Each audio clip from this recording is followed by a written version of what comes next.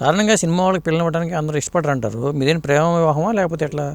ప్రేమ లేవు, పెద్దలు అరేంజ్ చేసింది. పైగా వాళ్ళది కూడా సినిమా ఫ్యామిలీ. ఓకే.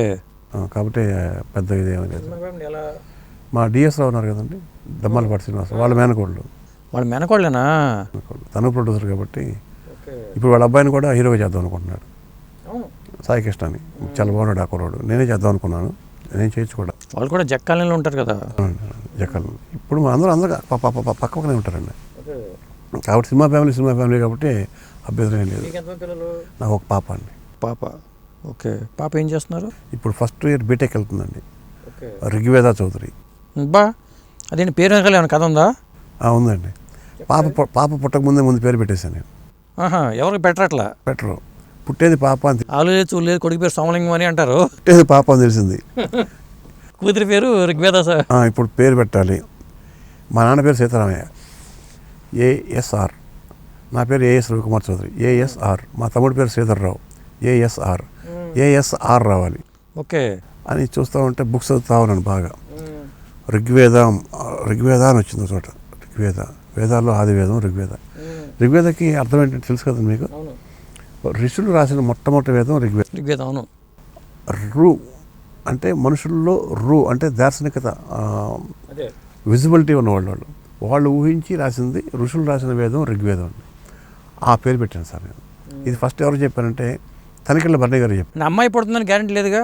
అప్పుడు చెప్పేశారు. మనోళ్ళు ఊరుకోరు కదా, మనం స్కానింగ్లు వద్దన్నా కూడా వీళ్ళు ఊరుకోరు కదా.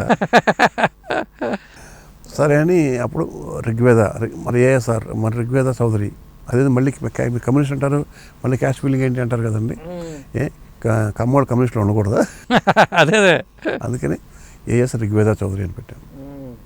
మొత్తానికి చౌదరి అనేది వదలట్లేదు పక్కన. ఇంకా ట్యాగ్ సార్. ఇప్పుడు మనకి కస్తూరి రంగరాజన్, శివరంగరాజన్ ఎలా వస్తుందో అలాగే ఇది కంటిన్యూ అవుతుంది. మొత్తానికి పాప వెనకాల కూడా, పేరు వెనకాల కూడా ఇంత కథ ఉందన్నమాట. కానీ మీరు ఏదో సోషియో ఫాంటసీ సబ్జెక్టులు బాగా వెళ్తున్నాయి కాబట్టి మీరు ఇప్పుడు వేదాల గురించి ప్రస్తావన కూడా వచ్చింది. ఈ టైప్ సబ్జెక్ట్, ఒక పెద్ద స్పాన్ ఉన్న సబ్జెక్ట్ ఎంచుకుని ఒక పెద్ద సినిమా చేశానండి. ఒక కథ చేశాను, రెడీగా ఉంది. దానికి మంచి ప్రొడ్యూసర్ దిల్ రాజు గారికి ఒకసారి చెప్పాను, బాబు ఇంత స్పాన్ ఉంది ఏంటి అన్నారు. A fight between humans and gods. ఇన్ని కోట్ల మందికి వాళ్ళు 300 కోట్ల మంది అంటాం కదా, మనం దగ్గర 300 కోట్లు ఉన్నాం కదా. ఒకసారి ఫైట్ పెడితే ఎలా ఉంటుంది? వాళ్ళకి పవర్స్ ఉన్నాయి, వాళ్ళు ఇచ్చిన పవర్స్తో పుట్టినాడు వీళ్ళు. వాళ్ళ పవర్స్ని వాళ్ళు ఇచ్చిన పవర్స్ని వీళ్ళు ఉపయోగించి వాళ్ళ మీద పోటీ పడితే ఎలా ఉంటుంది? ఏదో రోబో తయారు చేసి రోబో మీద ఫైట్ అయినట్టు కదా. అది చిన్న కథ కూడా రాసుకున్నాను, అది సోషల్ ఫ్యాంటసీ.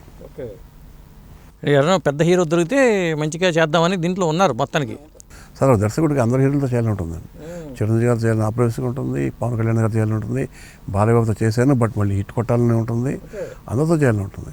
మీకు మంచి విజన్ ఉంది. అది మీతో మాట్లాడుతుంటే నాకు మీలో చాలా కోణాలు కనిపిస్తున్నాయి. ఎందుకంటే మామూలుగా చూస్తే రవికుమార్ చౌదరి గారు ఇదే అనుకుంటాం. అదే సార్ నేను చెప్పే కదా sir, when you commit to me you will know about me. దూరంగా ఉండి అనుకునేది వేరు, దగ్గరగా ఉండేది వేరు కదా సార్. ఇంత చదువుకున్నా సార్. డైలీ నేను 6 కిలోమీటర్స్ క్రాస్ కంట్రీ చేసేవాడిని ఎన్సీసీలో గెలవడం కోసం. అంటే రిపబ్లిక్కి ఆర్డీ కాంటిజెంట్ తెలుసు కదండి ఢిల్లీలో, దానికోసం. అది ఫస్ట్ బెస్ట్ క్యాడెట్ అవ్వాలి. దానికోసం డైలీ 6 కిలోమీటర్లు పరిగెట్టాలండి. మా నారాకోట విలేజ్ తెలుసు, అప్పుడు బాగా విలేజ్. మా బావ వెలగా జగన్ అనేవాడు బజాజ్ చేత స్కూటర్ వేసుకుని వెళ్తుంటే ఆ స్కూటర్ వెనక పరిగెట్టేవాడు నేను డైలీ. అంటే ఇంకా టైం తగ్గించుకోవడం కోసం. అలా అని చెప్పి బాగా పరిగెట్టాలంటే గాడి నేతలు తాగాలంట అని చెప్పారు ఎవరు. మా చాకలోడు చెప్తే తెచ్చేవాడు. గాడి నేతలు తాగారు అంటే ఒక చిన్న టీ గ్లాస్ అంతా తాగినట్టుగా పరిగెట్టమే. ఎప్పుడు నేను ఫెయిల్ అవ్వాలి రన్నింగ్లో, ఎప్పుడు ఫెయిల్ అవ్వలేదండి. 2 hours జిమ్ చేసేవాడిని. మిస్టర్ కాలేజ్ 3rd place నేను. అని కొంచెం వయసు అవుతుంది కదండి, బాడీ అయిపోయింది. అంతకుముందు నన్ను వేరే బాధ కూడా చూస్తే నేను గుర్తుపట్టలేదు ఇప్పుడు కూడా. ఆ ప్రోచర్ వేరే ఉంటుంది. కొన్ని సినిమాలో కూడా తడుక్కుని మెరిచారు కదా మీరు. ఆ ప్రోచర్ వేరే ఉంటుందండి. అవి చేసి ఆర్మీ అటాచ్మెంట్ క్యాంప్కి వెళ్ళాలి. అంటే ఆర్మీ అటాచ్మెంట్ వాళ్ళతో కనుక అటాచ్ అయ్యి క్యాంప్ చేస్తే మనకు సర్టిఫికేట్ కొంచెం వాల్యూ అవుతుంది.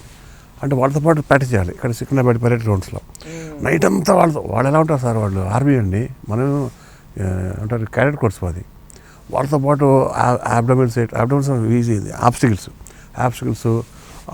రోజ్ తోటి మన పారాసైలింగ్ కానీ చేశానండి. ఓకే. దానికోసం స్విమ్మింగ్ నేర్చుకున్నాను. ఇది ఆ స్విమ్మింగ్ ఇప్పుడు మా పాపకు వచ్చింది. స్విమ్మింగ్లో మంచి చాలా బాగా చేస్తుంది పాప. ఆ తర్వాత కొన్నాళ్ళు కటాసులు నేర్చుకున్నాను.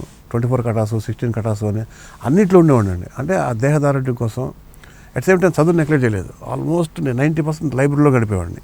మరి ఇండస్ట్రీకి వచ్చి దాదాపు 30 ఏళ్ళు అవుతుంది కదా, 30 ఏళ్ళలో తెర మీద కనిపించాలి హీరో అవ్వాలని ఆలోచన రాలేదా? రాలేదు సార్. ఎప్పుడు?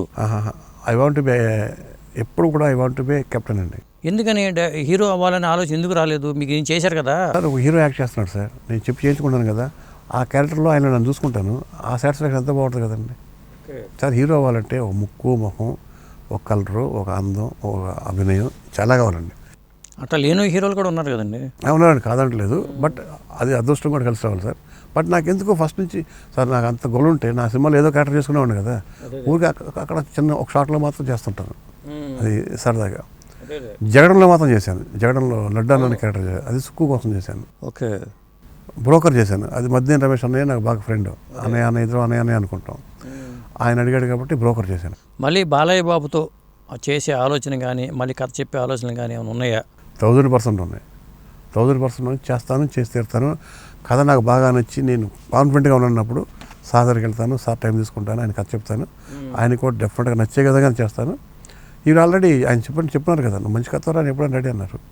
డెఫినెట్గా అది నాకు గోల్ కూడా, డెఫినెట్ చేస్తాను. నా అభిమాన హీరో, నా హార్డ్ కోర్ ఫ్యాన్ హీరోకి నేను హిట్ ఇవ్వకుండా డైరెక్షన్ మానేను. అదే బాలయ్య బాబుకి ఇమేజ్ ఈ 3 సంవత్సరాలు 2 ఏళ్లలో విమర్శంగా పెరిగిపోయింది. అదే కారణం ఏమై ఉంటుంది? ఆయన డెడికేషన్ అండి. ఆయన ఎంచుకున్న క్యారెక్టరైజేషన్స్. ఆయన ఈ ఏజ్లో లవ్ గివ్ అలా వెళ్ళకుండా, కామెడీ లిమిట్లు చేయకుండా, ఆయన కొన్ని ఇమేజ్ ఫస్ట్ నుంచి మనం చూసుకోండి, ఎమోషనల్ క్యారెక్టర్ చేయాలంటే బాలకృష్ణ గారే. ఇప్పుడు కరెక్ట్గా 99% అలాంటి క్యారెక్టర్స్ తీసుకున్నారు ఆయన. ఒక డిగ్నిఫైడ్, ఒక ఫెరషియస్, ఆడియన్స్ విజిల్ కొడుతున్నారు. ఏమంటే ఐటీ జాబ్ చేసే ఎంప్లాయీస్, కంప్యూటర్ చదువుకునే పిల్లలు థియేటర్లకు వచ్చి విజిల్ కొడతారు, జై బాలయ్య అంటున్నారు. నేను ఫస్ట్ అనుకుంటున్నాను కామెడీగా అంటున్నారా అని. కాదు, చాలా సీరియస్గా అంటున్నారు. నా సినిమాలో ఇప్పుడు మా హీరోయిన్ బాలకృష్ణ గారి ఫ్యాన్. తిరగబాటు స్వామిలో బాలయ్య ఫ్యాన్, జై బాలయ్య అంటదా? జై బాలయ్య అంటది.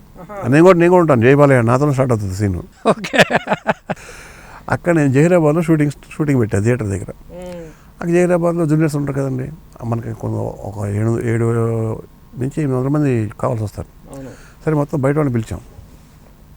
జై బాలయ్య అని ఆ పెద్ద కటౌట్కి పాలు పోసి ఆ దండ వేసి డన్ డన్ డన్ డంక చక్కం డన్ డన్ డన్ డంక చక్కం కొడుతుంటే నేను షార్ట్ కట్ చెప్పాలి కదా, కట్ ఆపండి ఎవడాడు అక్కడ, జై బాలయ్య డన్ డన్ డన్ డంక చక్కం డన్ డన్ డన్ డంక చక్కం. ఎంతో పోయింది సార్ నాకు. ఓ పక్క ఆనందం, ఎక్కడ నిమ్మకూరు, ఎక్కడ జహీరాబాదు, అక్కడ ఆడుకోరు ఫ్యాన్స్ అండి, వాళ్ళు ఆగట్లేదు. నేను కాళ్ళు పట్టుకుంటే దండం పెడతాను, ఆగండ్రా అంటే ఆగట్లేదు. చివరిని వెళ్ళిపోయి ఆ కర్రలు లాకు వాళ్ళని కొట్టేవాళ్ళని ఆపితే కానీ అప్పుడు ఆగట్లేదు. ఎందుకు ఆపిను సార్, నువ్వు ఎందుకు ఆపిను నువ్వు అంటాడు. ఉండరా బాబు, కెమెరా మార్చాలి, అటు పక్కకు మార్చాలి అని.